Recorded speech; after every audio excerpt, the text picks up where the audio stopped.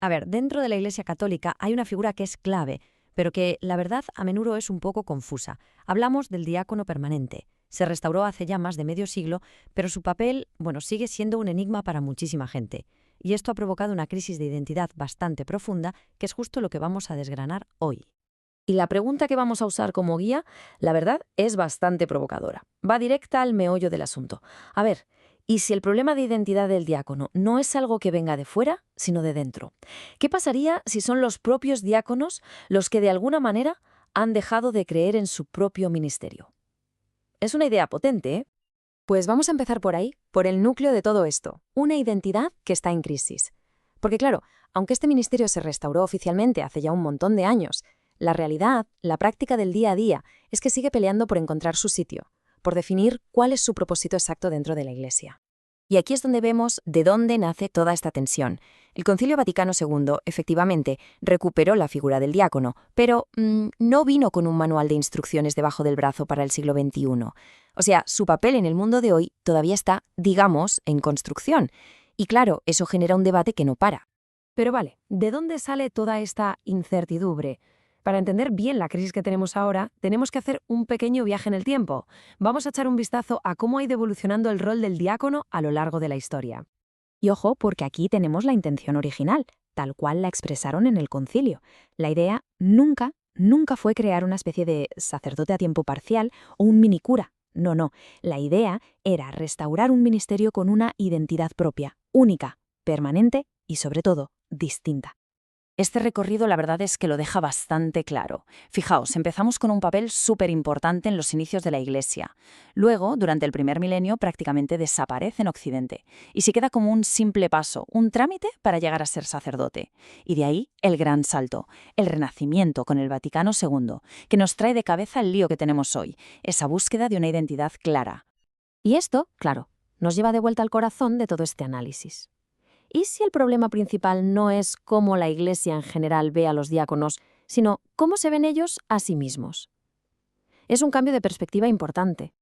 Y este es un punto clave, de verdad. Se invierte un montón de tiempo y energía en discutir, problemas baladíes, como los llama La Fuente. Cosas como si deben llevar alzacuellos o no, cuestiones que son bastante superficiales.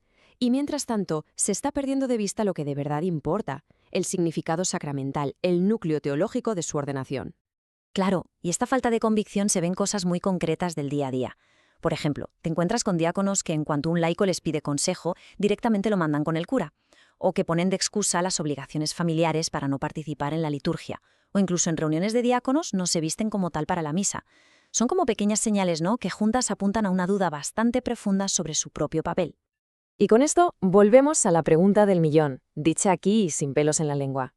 Más allá de lo que opine la jerarquía o la comunidad, la cuestión de fondo es, ¿se cree el propio diácono ese cambio tan profundo que, en teoría, ha sucedido en él después de ser ordenado? Ahí está la clave. Es que, si lo miramos desde la teología, el diácono está como caminando en una cuerda floja muy específica.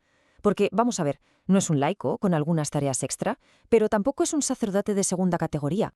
Y es justo en ese ni lo uno ni lo otro donde la cosa se pone compleja. Y muy interesante.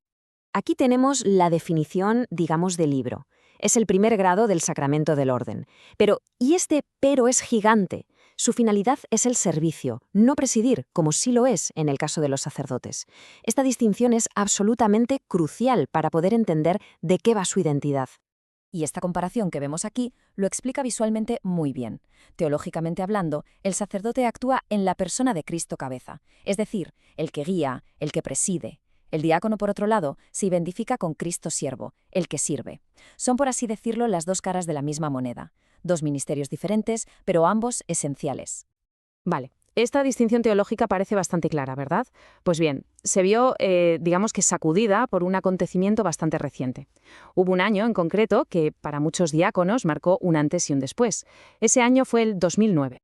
Justo en 2009, Benedicto XVI publicó un documento, un motu proprio, que básicamente reafirmaba que los diáconos no actúan en la persona de Cristo cabeza.